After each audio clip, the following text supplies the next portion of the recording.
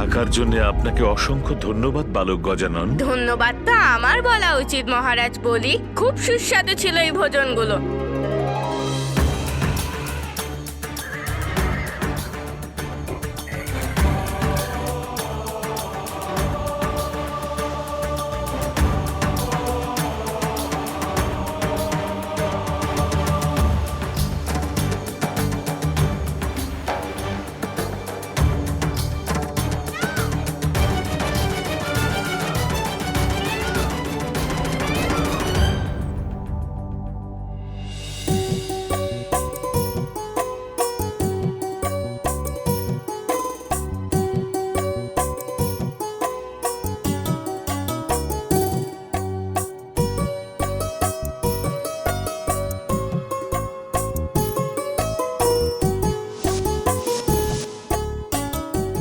সমস্ত দেবতাগণ প্রতিযোগিতায় প্রথম হওয়ার জন্য ভোজন ত্যাগ করে চলে গেলেন, কিন্তু গজানন আমার সম্মান রাখার জন্য হৃদয় থেকে ভোজন গ্রহণ করছেন। আপনি ধন্য গজানন।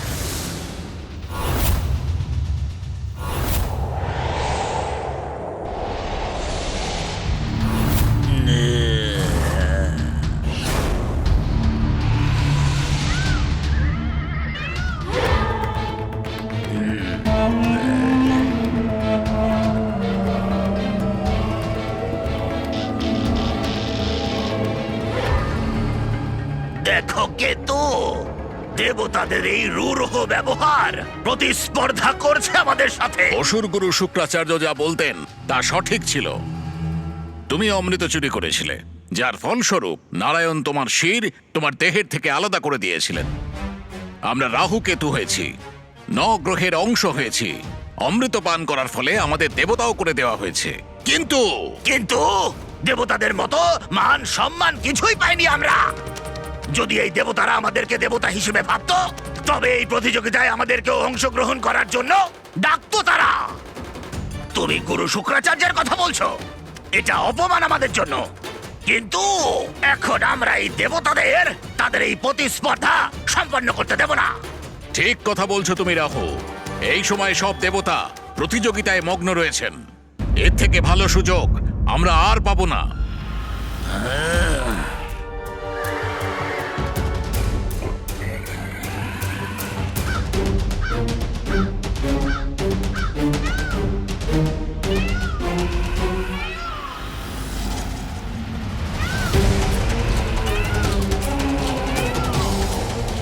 আপনার অনুজ কোথায় রয়ে গেল কুমার কার্তিক? তবে ওনার রাজা বলির কাছে পৌঁছনোই একটা খুব বড় আশ্চর্যের ব্যাপার ছিল। হ্যাঁ দেবরাজ, এই যাত্রার পরে তো ওনার বাহন মূষক 1 বছর পর্যন্ত বিশ্রামের জন্য নিদ্রায় লীন থাকবে। আপনারা দুজন গজাননের চিন্তা করা ছেড়ে প্রতিযোগিতায় নিজেদের স্থান নিয়ে একটু ভাবুন না।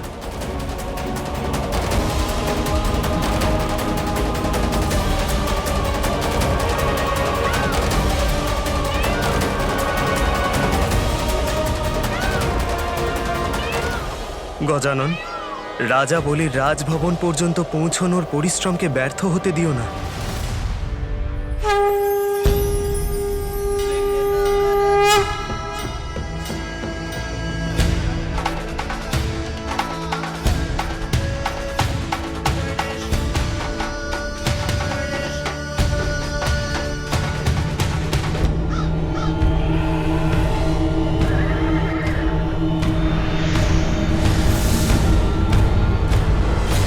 সমস্ত দেবতারাই তো দেখছি ওই পাতাল লোকে রাজা বলির সুতল লোক তো দর্শন করে ফেলেছেন, আর এখন নাগলোকের দিকে প্রস্থান করছেন, আর নাগলোকে পৌঁছেও গেছেন। যমরাজ দেখলেন আপনারা? যমরাজ তো নাগলোকের যাত্রা সম্পূর্ণ করে সেখান থেকে বেরিয়ে চলে এসেছেন, আর সূর্যলোকে পৌঁছেই যাবেন কিছুক্ষণের মধ্যে। অর্থাৎ যমরাজ এখন প্রতিযোগিতাতে সর্বপ্রথম। সূর্যলোক? কি আনন্দের কথা! সূর্যলোকে সূর্যই পেছনে, আর আমি যম সবার থেকে আগে। আর অন্য সমস্ত দেবতা ওনার পেছনেই আছেন, কিন্তু গজানন তো ধন্যবাদ বালক গজানন। ক্ষমা করবেন মা পার্বতী, কিন্তু গজানন ছাড়া সমস্ত দেবতাই এই প্রতিযোগিতায় অনেক আগে বেরিয়ে গেছে।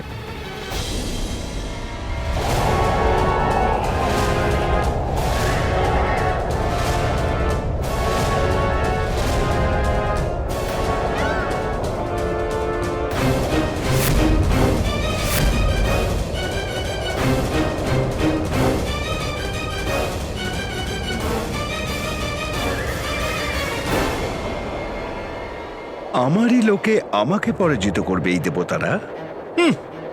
এক্ষুনি দেখাচ্ছি আমি।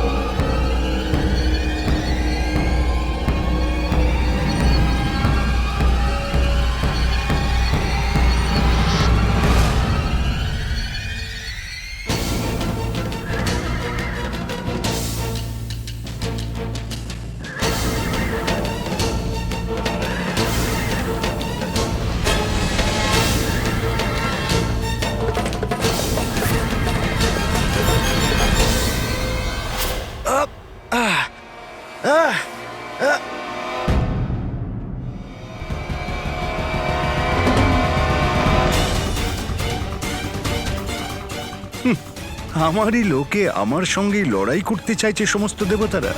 এবার আমি দেখব কোন দেবতা আমার আগে এগোতে পারে।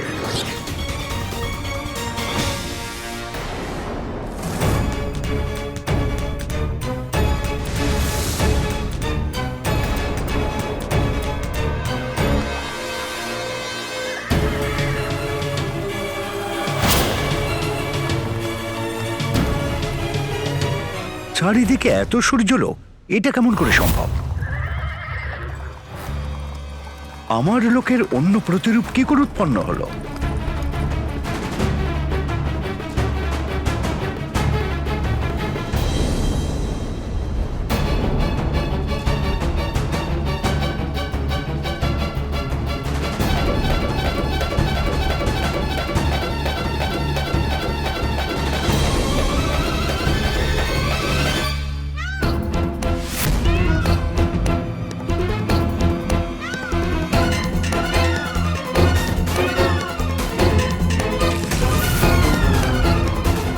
ঐরাবত, এগিয়ে চলো।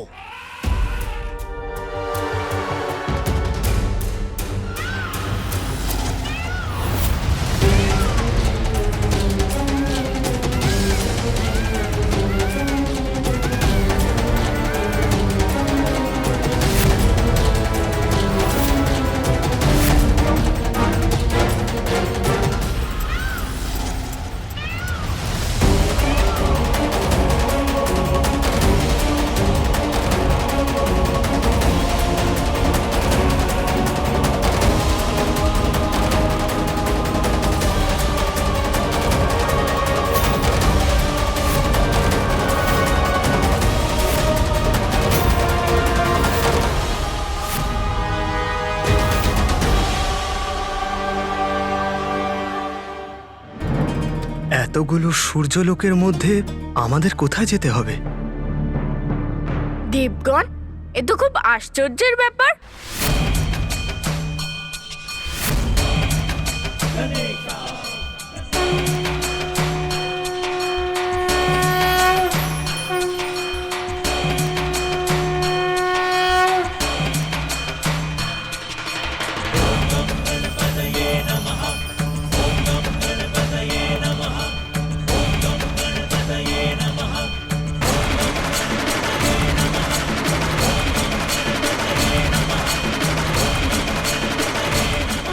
এই গজানন এত তাড়াতাড়ি এখানে কোথা থেকে চলে এলো? সূর্যদেব তো একজনই, তাহলে এতগুলো সূর্যলোক কোথা থেকে চলে এলো?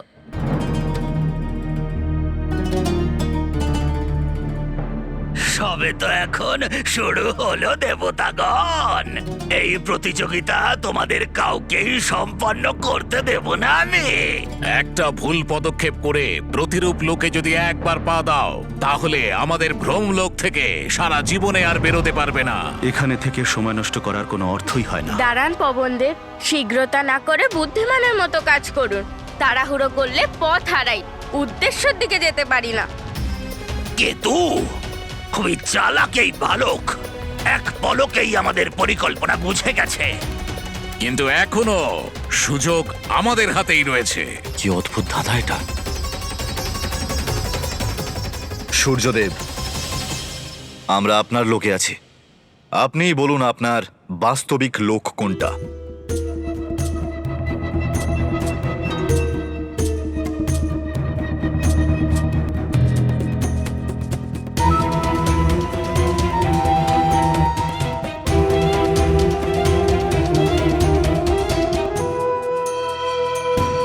কোনটা আমার লোক? কোনটা আমি নিজেই চিনতে পারছি না।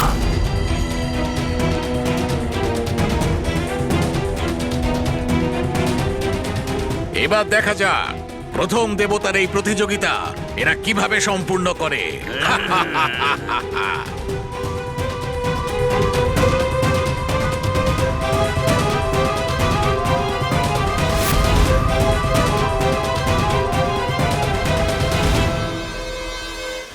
খুব আনন্দ হচ্ছে না তোমার? দেখো কেতু,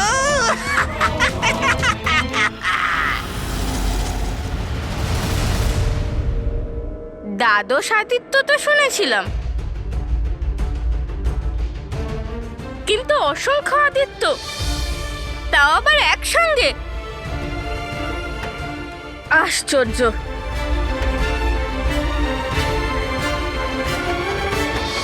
সূর্যদেব, এসবের মধ্যে আপনার লোক কোনটি? কুমার কার্তিক, এসব দেখে তো আমার নিজেরই ভ্রম হচ্ছে। সূর্যদেব, আপনি ছলনা করছেন। আপনি নিজের লোক এসে ভ্রমিত কি করে হতে পারেন? অবশ্যই অবশ্যই এই ব্রহ্মজাল দিয়ে আপনি আমাদের ভ্রমিত করতে চাইছেন। হ্যাঁ সূর্যদেব, আপনি আমাদের এই মায়াবী লোককে বন্দি করে আগে এগিয়ে যেতে চান। আপনার লোক আর আপনি জানেন না বলছেন সূর্যদেব? এটা তো অসম্ভব। আপনার লোক আর আপনি জানেন না পিতাশ্রী? বৃথা চেষ্টা করবেন না নিজের লোককে লুকোনোর। এটা আপনার কোন লোক সেটা স্পষ্ট। নিজ লোকের অহেতুক সুযোগ নেবার চেষ্টা করবেন না আপনি সূর্যদেব। শীঘ্র বলুন যে বাস্তবিক সূর্যলোক কোথায়?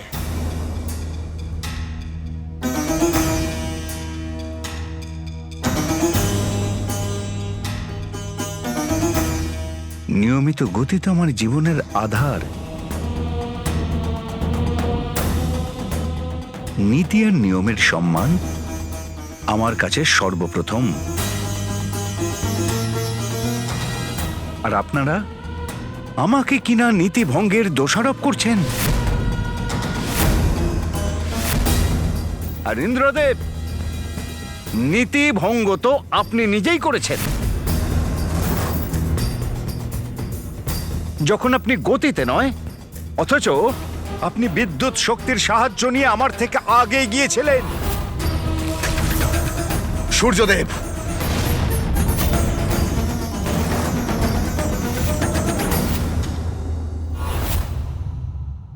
আমার শক্তিই আমার যোগ্যতা, আর তা প্রয়োগ করা আমার অধিকার।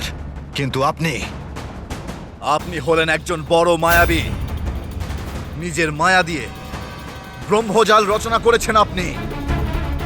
এটা দেবতাদের প্রবৃত্তি নয় সূর্যদেব। এটা অনুচিত সূর্যদেব, নীতি ধর্মের বিরুদ্ধে। বন্ধ করুন এই মায়া আর সরে যান এই পথ থেকে। আনন্দ, দেখো কেতু, আমার কি আনন্দ হচ্ছে যেই দেবতারা নিজেদের মধ্যে বিবাদ করছে। এটা কিন্তু অনুচিত সূর্যদেব। হ্যাঁ, নীতি ধর্মের বিরুদ্ধে এটা। নিজের লোকের অনুচিত লাভ তুলবেন না সূর্যদেব। আপনারা সবাই একে অপরকে কেন অযথা দোষারোপ করছেন?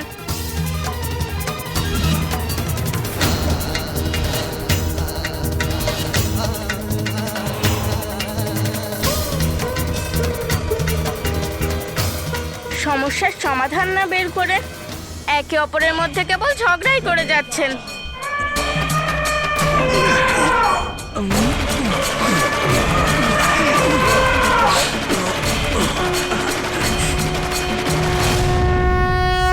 এইভাবে নিজেদের অমূল্য সময় কেন নষ্ট করছেন আপনারা?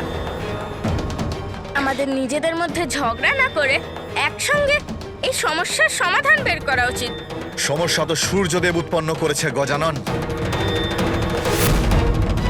নিজেরই লোক চিনতে অসমর্থ বলে প্রমাণ করছেন ইনি নিজেকে। এবার আপনি বলুন, আমরা দেবতারা কি করতে পারি? একটু ভেবে দেখুন দেবরাজ,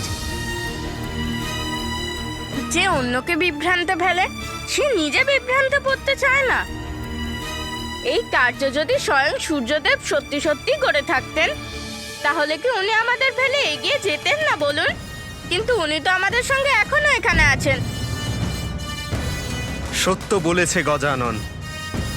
এর অর্থ হলো এই ব্রহ্মজালের রচনা অন্য কেউ করেছেন। কিন্তু গজানন, সমস্যার তো সমাধান বেরোচ্ছে না। এই এত সূর্যলোকের মধ্যে আসল সূর্যলোক চিনে আমরা যাব কিভাবে? এই অসংখ্য সূর্যলোকের মধ্যে বাস্তবে সূর্যলোক তো একটাই। অসৎ অনেক রূপ ধারণ করে, কিন্তু তার পেছনে থাকা সত্য তো কেবল একটাই হয়। সূর্যলোক অসংখ্য দর্শন করতে পারি, কিন্তু দেবী মাতা সংজ্ঞা তো কেবল একজনই আছে। ধন্য আপনার বুদ্ধি গজানন। হ্যাঁ হ্যাঁ, আমার পত্নী তো একজনই। কি উত্তম বুদ্ধির প্রয়োগ করেছেন আপনি।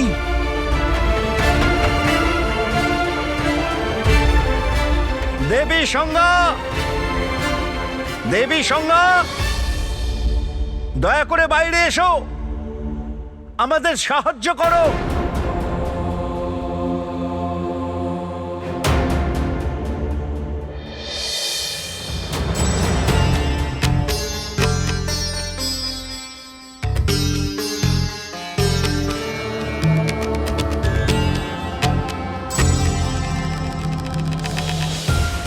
সব দেবতারা এখানে?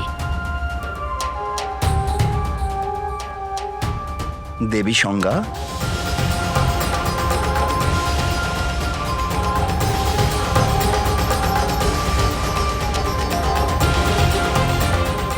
আর এটা কি?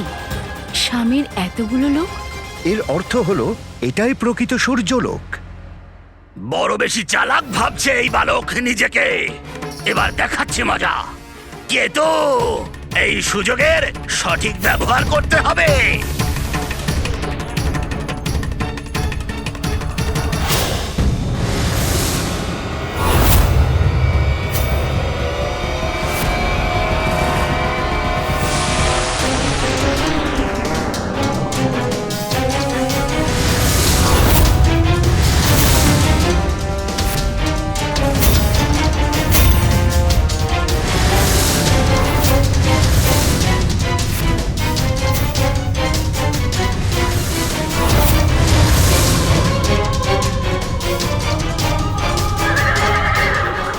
এটা কি? এতগুলো সূর্যলোক আর এত সংজ্ঞা? আমারই প্রতিরূপে এরা কারা? আরে এটা কি করে সম্ভব?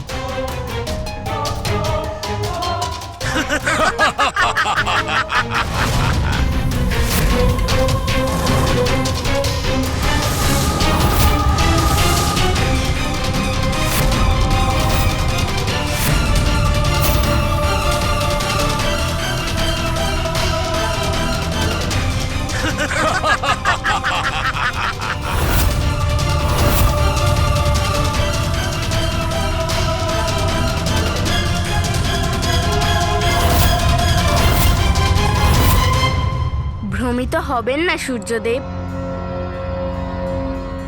যিনি সবার আগে সূর্যলোক থেকে বেরিয়ে এসেছিলেন তিনিই আসল মাতা সঙ্গা।